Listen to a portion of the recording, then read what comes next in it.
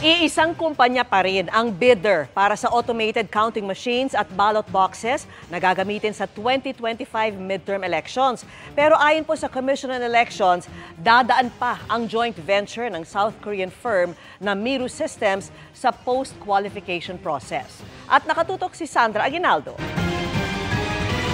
Bidder joint venture Miru Systems Company Limited Integrated Computer Systems is hereby declared eligible. May nakapasa na sa unang bahagi ng bidding process ng COMELEC para sa automated counting machines at ballot box na pinaplanong gamitin sa 2025 midterm elections. Naganap ito sa ikalawang bidding para sa lease o pagpaparenta ng 110,000 counting machines at mahigit 104,000 na ballot boxes na kailangan ng COMELEC.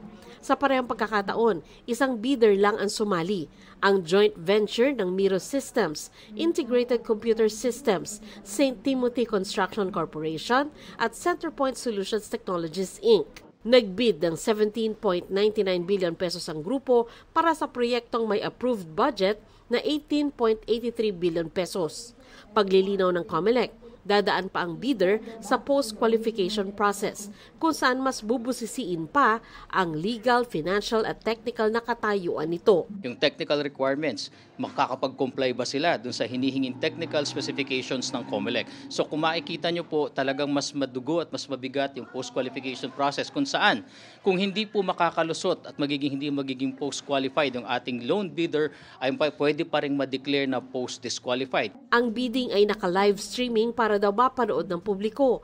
Meron din ito mga observers tulad ng grupong Democracy Watch na may puna sa kakayahan ng Miru Systems. Gusto lang namin ipanawagan rin sa COMELEC na sana even if natapos yung proseso or patapos ang proseso, i-consider rin kung ano yung naging performance ng Miru or yung nananatiling loan bidder dito sa ating automation election. Hininga na namin ang pahayag ang Miru Systems pero hindi muna daw ito magpapaunlak.